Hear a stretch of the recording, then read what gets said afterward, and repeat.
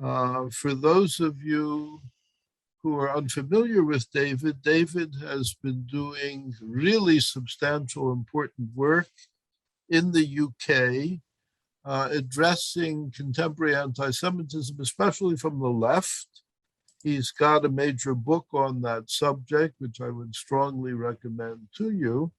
He's one of England's leading scholars of this subject, but beyond, well, I shouldn't say beyond, but as part of his scholarly work, he's actively engaged in the public sphere as well, and an important voice in these debates as they're taking place on campuses. So David, whenever you're ready, we will hand over to you.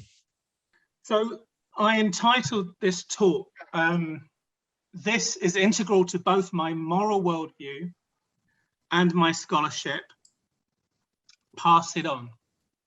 And I'll show you in a minute that this is part of a tweet that was going around, being sent around, circulated by academics. And I want to talk about this particular kind of tweet, but also there were a whole number of statements of a similar content, which I will come to shortly. And I've called these loyalty tests. So I've called this talk Loyalty Tests and the Construction of a Hostile Environment for Jews in Academic Spaces. So here's an image of the tweet itself, which felt to me to be incredibly condensed, an incredibly condensed version of the various loyalty pledges that were going around, in particular during the recent conflict in Gaza between Israel and Hamas. So the form of the tweet is very simple. I am an academic, and I call for a free Palestine and an end to the Israeli state's apartheid. This is integral to both my moral worldview and my scholarship. Pass it on. Now, I think there's a couple of things going on here. One is the presentation of the elements which it is necessary to agree with and to formally sign off on. Here we have the clearest one is Israel is an apartheid state, and it must come to an end. The apartheid state must be dismantled, and the slogan for a free Palestine is a slogan which can have a number of different meanings, but in this context can only have one meaning, I would submit, and that is that Palestine can only be free with the dismantling of the Israeli state. And this is not just presented as an opinion, but this is presented as integral to both personal morality and scholarship. In other words, if you do not agree that a free Palestine means dismantling the apartheid state, then you are not a moral person and you are not a scholar. And the last three words is also key and very important: pass it on. This isn't just me, it's not just my own personal view, but it's the personal view of all of us, and we will all tweet the same tweet.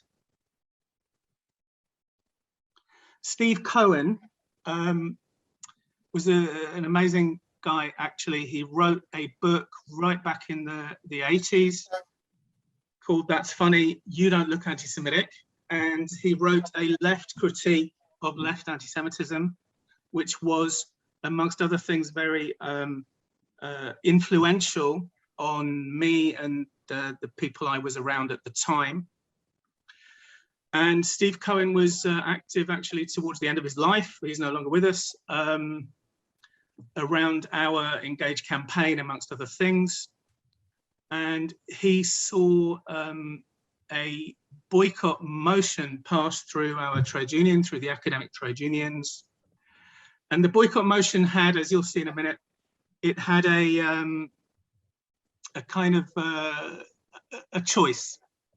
And I'll come to that in a minute. Steve writes, before the House Un-American Activities Committee, Ring Lardner Jr., the question, of course, was whether he was or ever had been a member of the Communist Party, to which he replied, quote, I could answer the question exactly the way you want, but if I did, I would hate myself in the morning. And Steve saw a direct link to the boycott motion of 2006, which was in the trade union, which was at the time called NATFE, the National Association of Teachers in Further and Higher Education, if I remember rightly. Quote, Steve Cohen writes, I'm sure Lardner would have responded in exactly the same way to the resolution passed at the NATFE conference, which calls for a, quote, a boycott of those that do not publicly disassociate themselves from Israeli governmental policies towards Palestinians. At the time, the boycott campaign, people might remember, had all sorts of trouble, because if you wanted to boycott Israelis, it was difficult to find a way to boycott Israelis without boycotting also Arabs and other non-Jews who worked in Israeli universities, and they tried a number of formulations. They eventually came to the idea of the institutional boycott, which in fact is a loyalty test by another name, really, because if you are able and willing to disassociate yourself from your institution, then you have a free pass, an exemption from the boycott. And Steve wrote this, loyalty tests have a particular significance when forced on Jews. The significance is the assumption of collective responsibility, of collective guilt. Intrinsic to this is the requirement to grovel.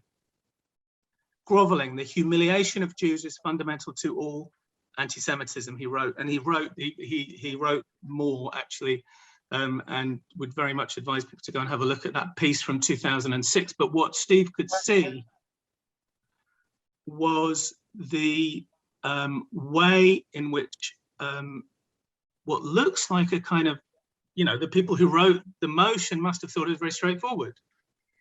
We're going to boycott people who do not dissociate themselves from Israeli apartheid. And what Steve could see in that, and he was dead right, was a loyalty test.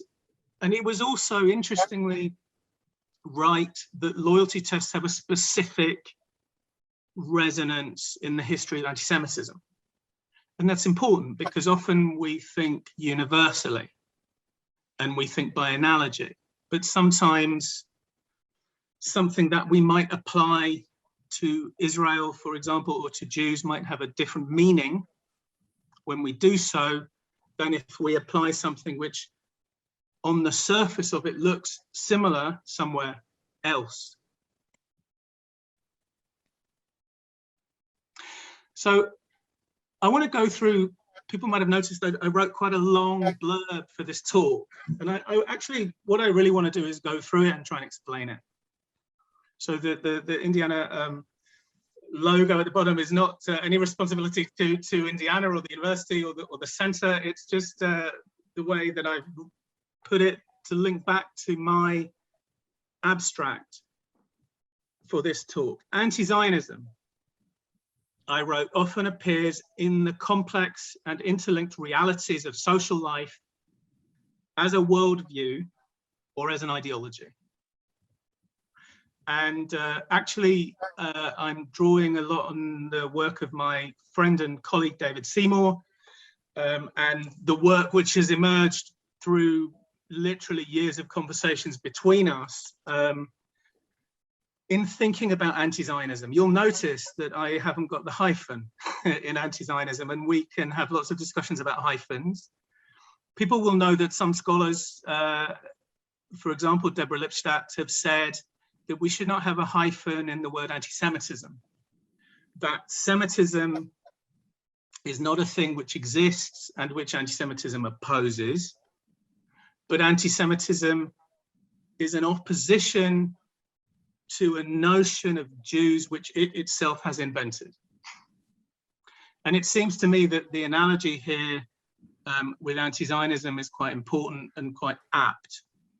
That anti-Zionism, as it appears in the world, as a worldview, as an ideology, not as it appears in the abstract in my own head, but as it appears in the world, is an ideology which defines itself in opposition to a Zionism or to an Israel which it itself has largely invented. This is some thinking actually which comes out of my thinking about the IRA definition of anti-Semitism and then the Jerusalem critique of the IRA definition. And it also goes back a very long way in my thinking about anti-Semitism. And it's also quite interesting and important in relation to my own work, because it feels to me that there's so much bad thinking, particularly about anti-Zionism, going on in sociology and sociology departments. And I'll come to talk a little bit about David Miller in a little while, which I think people might be interested in because it is topical. But it seems to me that in my understanding of anti-Semitism and in my critique of anti-Semitism, some of the insights of sociology of my discipline are actually really, really important. And no matter what kind of a hostile environment is often created in and around the discipline itself and other related disciplines, it seems to me that sociology done properly can offer us some important tools and concepts by which to think about anti-Semitism and anti-Zionism. So if we are defining something, the first axiom, the most important thing, I think, is that we cannot define something unless we know something about it. It's very easy to define gold, but you still have to know something about gold, right? If you define gold as the element with atomic number 79, that is sufficient and necessary conditions for the definition of gold, and you're kind of done. That was easy. But the point, but remember the point that in order to do so, you had to know something about gold. You couldn't do it from your imagination. You couldn't define gold before you had seen any gold or before you had understood anything about gold. And I think anti-Semitism is similar. To define anti-Semitism, you need to begin with an empirical study of anti-Semitism. You need to look at it in the world as it exists in its social context. And I would say the best of sociology is always like that, that sociology begins by looking at things in the material world, in their complexity, in it using some of the quite subtle techniques of sociology to think about the kind of social layer of reality as being real. But you begin by looking at the world, and after looking at the world, you are then able to make sense of it, to understand it, to do the work of creating concepts and theories and ways of understanding. But we start with an empirical look at the world. Durkheim, and it was radical at the time, it's probably still radical, said social facts must be treated as things. Social facts are not things, but there is a layer of social life which is external to any particular one of us. And it's external and objective. And so anti-Semitism is not just inside my head or inside your head, but it is in the cultural spaces actually in between our heads and in the relationships between those cultural spaces and the material world.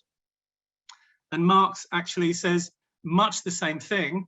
Men, or perhaps we would rather say human beings, make their own history, but they do not make it as they please, but under the circumstances existing already. Human beings are born and socialized into a social world, which gives us lots of things, language and ways of being and ways of thinking and structures of power. And this from Althusser, also a really nice quote. He says, Pascal says more or less, kneel down, move your lips in prayer, and you will believe. And of course, this is counterintuitive, because one imagines that one ought to kneel down because one believes, and one ought to pray because one first believes, that the idea, the belief should come before the act. And Pascal says, no, if you kneel often enough and if you pray often enough, you will come to believe. And there's something to be learned about that, about anti-Semitism, I think, from that. Anti-Semitic practices are not always caused by anti-Semitic ideas or anti-Semitic beliefs. Practice can cause belief. There's a lovely example of Chris Williamson, who was an MP, a Labour MP at the time of the Corbyn leadership. And actually, he wasn't even on the left of the party, I believe, when he started out. But when Corbyn was the leader, he wanted to be loyal, and he was very taken by various parts of Corbyn's programme. And he stood up and defended Corbyn. And what he discovered presently and in due course was that the only way to defend Corbyn against criticism of his anti-Semitism was to mobilise an anti-Semitic defence. And that's what Chris Williamson did. And he said that the right and the Zionists are mobilising this accusation of anti-Semitism against Corbyn in bad faith because they're afraid of him. They're afraid because he challenges capitalism and he challenges Zionism. So Chris Williamson starts hearing accusations of anti-Semitism as Jewish conspiracy. And for the purposes of this illustration, very quickly, within months, I mean, in a way, to his credit, he came to an anti-Semitic politics, and he articulated it clearly, more clearly than the people around him. He wasn't worse than them. He just followed the logic of his position, and they sacrificed him and booted him out of the party. And within months, he was tweeting, retweeting stuff about the Rothschilds. And then this week, he was retweeting Pastor Niemöller's poem. First, they came for the what was it, the trade unionists, the socialists, then they came for the Jews, and when they came for me, there was nobody left. Chris Williamson has been retweeting this in defense of the conspiracy fantasist professor of sociology, David Miller, who this week was kicked out of his job at the University of Bristol. And if we contrast that method of beginning by looking at the world, looking at how anti-Semitism exists in the world, we come to the Jerusalem Declaration, which actually picks the key rhetorical elements of anti-Zionism. I've written here anti-Zionist, anti-Semitism, as it appears in the actual world. So it picks them out one by one: boycotts, divestment, sanctions, Israel eliminationism, unreasonable, disproportionate and intemperate speech, the singling out of Israel, double standards, analogies, apartheid, Nazism, settler colonialism. And it picks them out one by one in the abstract, and it says, well, in and of themselves, none of these are anti-Semitic. Which of course is the opposite method. The method that I just mentioned begins by looking at the world and looking at the swirl and complexity of the actual movement as it exists, and then thinking about how these elements operate within it. But they begin with the elements that they want to legitimize, and they legitimize them in the abstract. And it's an obvious truth that nothing appears in and of itself. Everything only appears in the world in its complexity. The IRA definition starts by looking at anti-Semitism. In fact, it came out of really of the shock, I think, for many of the Durban process, the Durban conference, and a number of Jewish activists and NGOs started thinking about how they could formulate this kind of anti-Semitism that they had seen so clearly at Durban. So IRA begins by looking at anti-Semitism. Jerusalem Declaration begins by looking, in fact, at Jewish efforts to oppose anti-Semitism. And Jerusalem Declaration begins by saying the IRA definition in reality acts as a kind of conspiracy to try to prohibit certain kinds of speech. I would rather begin by looking at anti-Semitism than by looking at the misuse of anti-Semitism by Jews, in other words, looking at the Jewish question.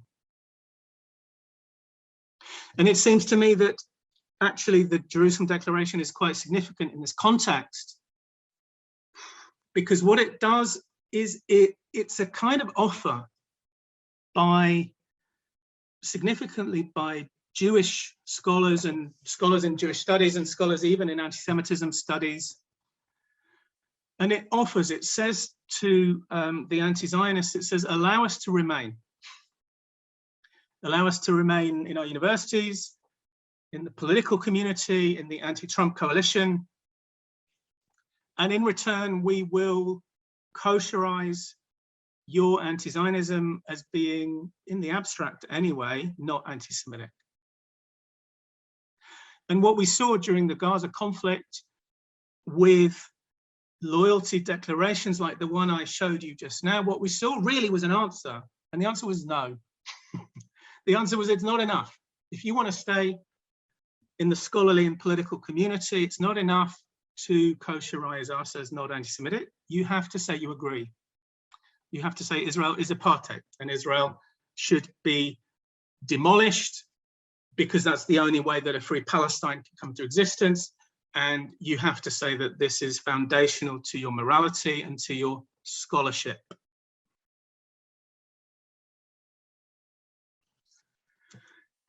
So this is also part of my text, my abstract. Anti-Zionism has significant continuities and similarities with anti-Semitic ideologies and movements of earlier eras. Antisemitisms constructed their own caricatures of Jews that functioned as emotionally expressive ways of representing or visualizing what was considered evil in a society. So the anti-Semitic notion of the Jews, the picture of the Jews, was used to represent the face of evil. That which is worst in the society was given a Jewish face, and because of the histories of anti-Semitism, the Jewish face resonated with many people. Anti-Zionism defines itself in relation to caricatures of Israel, that it has itself constructed out of the elements of truth, exaggeration, and invention, which it has glued together and made plausible with fragments of anti-Semitic ideology borrowed from the past. People did not get infected by a virus or wetted by anti-Semitism that was sitting in reservoirs. People picked up these elements of truth, exaggeration, and invention, and they found that if they could be stuck together using bits of anti-Semitic ideology, then they could resonate and they could do a political job. So anti-Semitism is not simply something that people fall into, it's something that they create anew each time. They embrace and they use and they mobilize and they make it common sense. Anti-Zionism positions Israel as symbolic of and central to global systems of oppression, racism, and imperialism. This is revealed most explicitly by the slogan, Globalize the Intifada. And this is very important because people often get stuck in these rather sterile discussions about, you know, is this or that kind of criticism of Israel, is it anti-Semitic or is it not?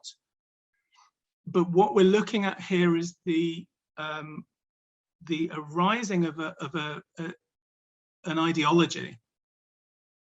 And this ideology is not simply about Israel and Palestine, but it is a way of expressing our identities. It's a way of saying how we relate to morality. It's a way of saying how we relate to scholarship and to other professional groups. Let me give you an example of Zionism, of anti-Zionism as an ideology. This is a quote from Professor David Miller. Zionism is always and has been a racist, violent, imperialist ideology premised on ethnic cleansing. It is an endemically anti-Arab and Islamophobic ideology. It has no place in any society. You can see already something interesting that's happening here is that anti-Zionism is projecting. It is projecting onto Jews the creation of a global conspiratorial ideology invented to do all sorts of jobs, not only for the Israeli state, but for oppressive forces globally.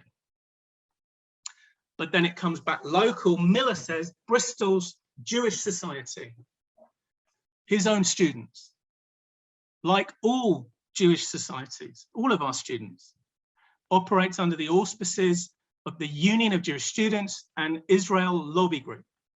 UJS is, of course, a broad Jewish communal institution for students. It's kind of like Hillel. The UJS is constitutionally bound, says Miller, to promoting Israel and campaigns to silence critics of Zionism or the state of Israel on British campuses. This campaign of censorship renders Arab and Muslim students, as well as anti-Zionist Jewish students, particularly unsafe. So what he's outlining here is an ideology, a way of understanding not just relationships between Israelis and Palestinians, but everything in the world. And what he's doing is finding his own students to be responsible.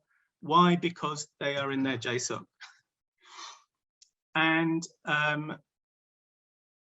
it's quite an interesting encapsulation, I think, of the anti-Zionist ideology. I mean, it's quite an extreme version. Anthony Julius, I was just listening to the talk that he gave for you a few months ago.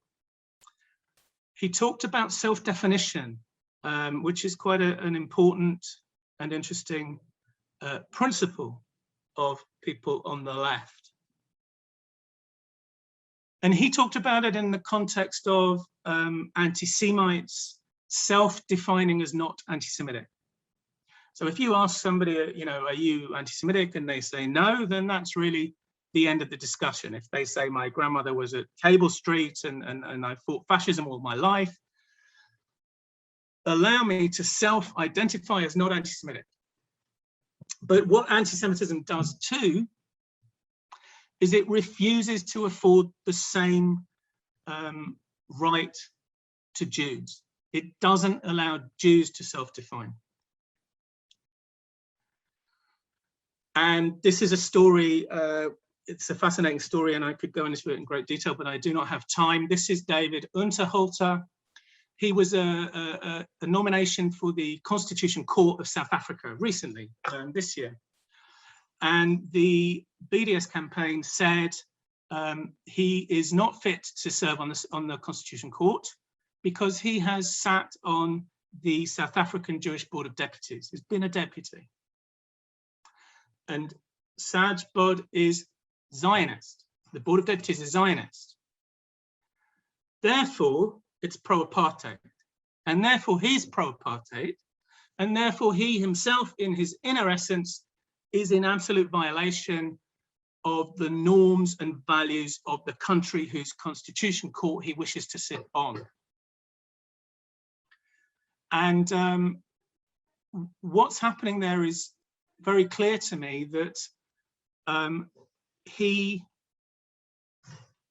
is not being allowed to define himself, his own Jewishness or his own Zionism. His Zionism is defined for him, and it's defined as racism, as apartheid, as all the things that David Miller defined it as. He's defined de facto as a lobbyist for Israel or an agent of Israel, and therefore not suitable to sit on his own constitution court. And basically, because he's been in the Jewish community in South Africa, because the Jewish community is Zionist, he's therefore defined as being excluded from the values of his country. Incidentally, the other picture might cheer you up a little bit. It's a picture of Izzy Maisels, who is himself is a former chairman of the South African Jewish Board of Deputies, who represented Nelson Mandela in the treason trial of 1961, and Mandela was acquitted in that trial, which is a nice fact, but not really relevant to the BDS campaign. Anti-Zionism tends to legitimize or to nurture a hostile environment for Jews. This is also from my abstract. The UK government, this was also in Anthony's talk actually, the UK government created a policy of trying to foster a hostile environment for illegal migrants in Britain. Building a safe, just and tolerant society is their slogan. And what they built was a hostile environment which operated not only against illegal immigrants, but also against people who were assumed to be illegal and people who were constructed as being illegal and people who were made illegal. And I don't know how much people know, but there was a huge scandal in which people mainly from the Caribbean who had been living as perfectly legal British citizens for decades were even kicked out of their jobs and kicked out of the country because they couldn't prove themselves to be legal. So everyone on the left understands that if you set out to create a hostile environment for illegal migrants, then it's likely to also create a hostile environment for all people who may be thought to be migrants. Anti-Zionism sets out to create a hostile environment for Zionists, but it doesn't allow Jews to self-define. It doesn't allow Jews to say what kind of a Zionist they are or are not.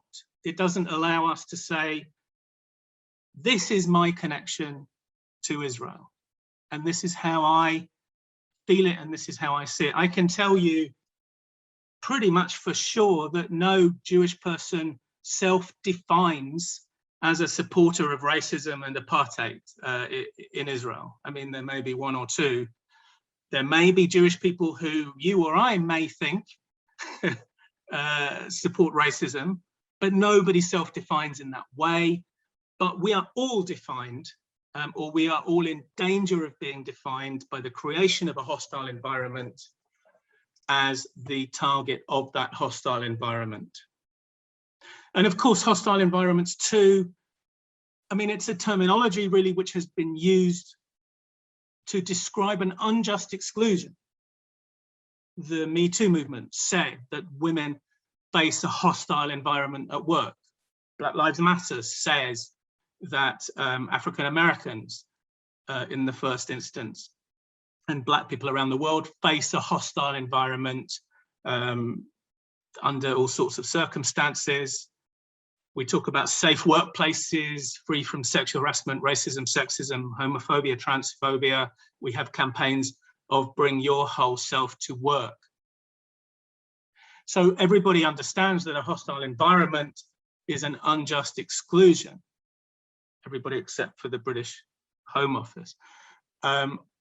But Jews don't really fit into that. Why? Because Jews are not oppressed in the ideology of anti-Zionism. Therefore, they are not allowed to self-define. They're not allowed to say what their Zionism means to them or what their relationship to Israel means to them. And therefore, if there's a hostile environment, it doesn't matter because they are not oppressed.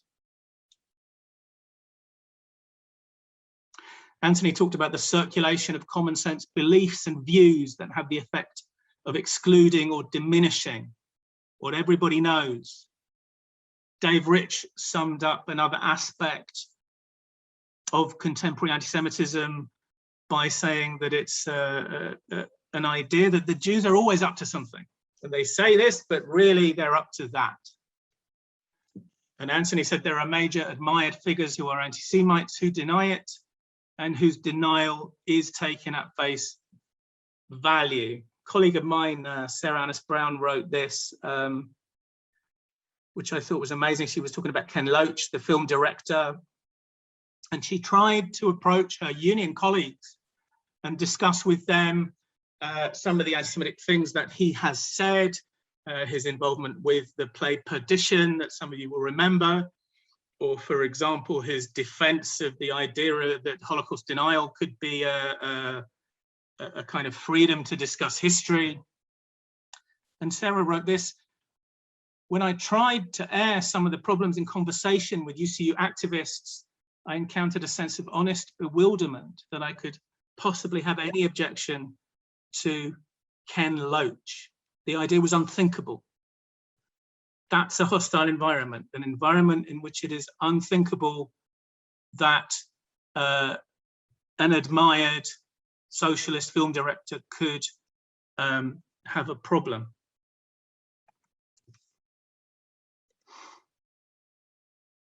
And I went on with this: when people on campuses or in social movements set up elements of anti-Zionist thinking as compulsory articles of faith, and when they formally insist that everybody endorses them, then Jews are impacted in specific and hostile ways. Jews can ignore loyalty tests, or they can refuse them, or they can go along with them. But when the tests define the boundaries of the community of the good, they are in significant danger of being excluded by them. And I think I raised this concept of the community of the good when I was talking about the Corbyn movement. And it seems to me quite important that it's quite difficult to be Jewish and to oppose anti-Semitism, but to remain within what is accepted as the community of the good.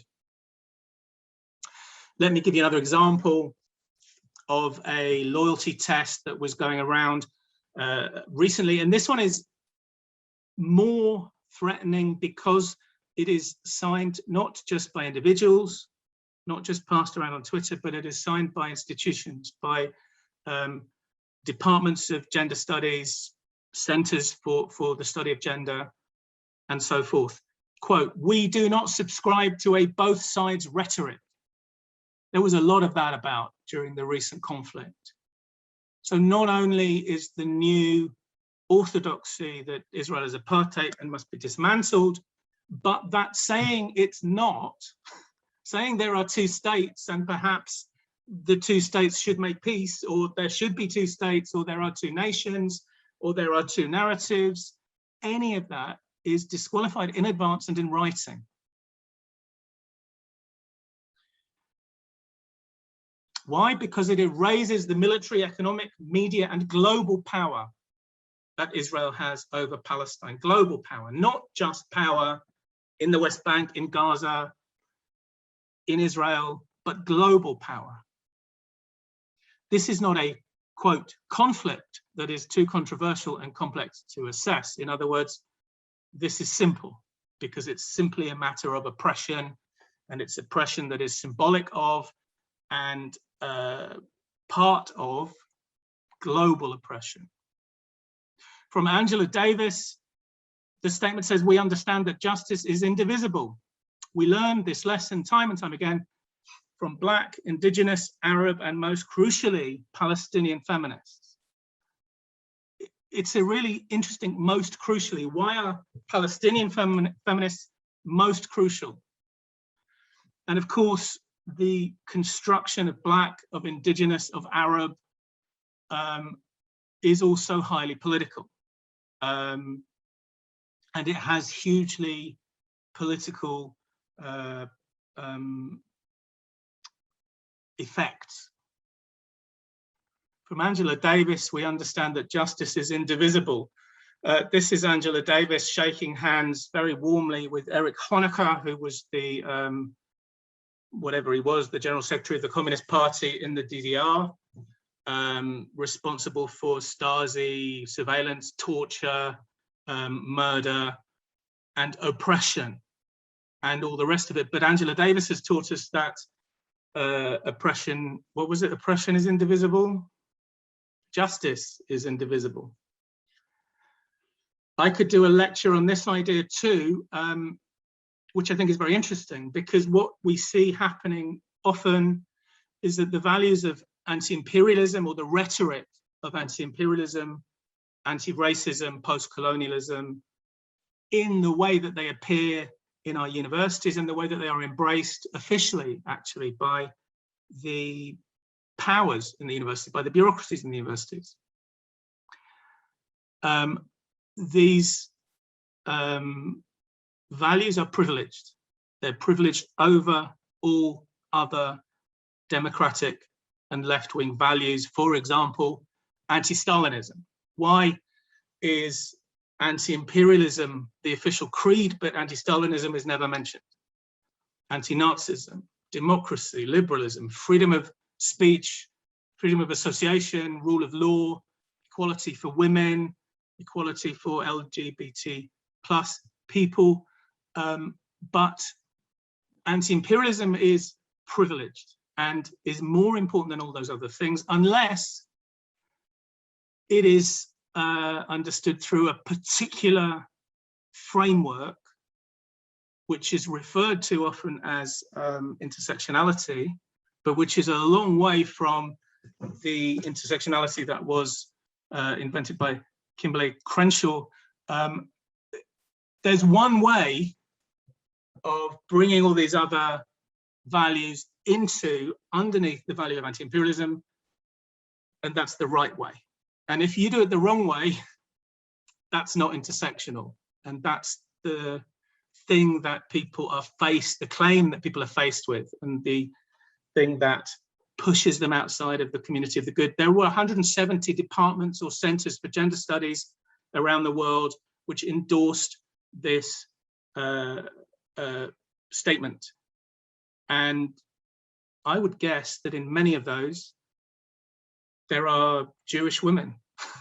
And if they are willing to sign up to the requirements, fine.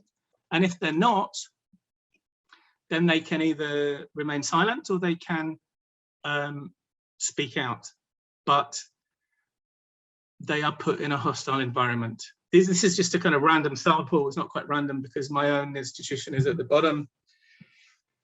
170 departments. And of course, one could have a discussion about academic freedom as the freedom of the individual scholar to pursue their own interests and their own research.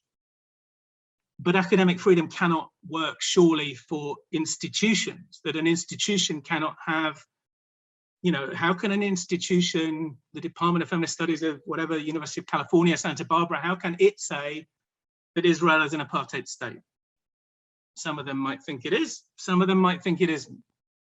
That would be academic freedom. It would be the creation of a framework in which academics can teach and research freely.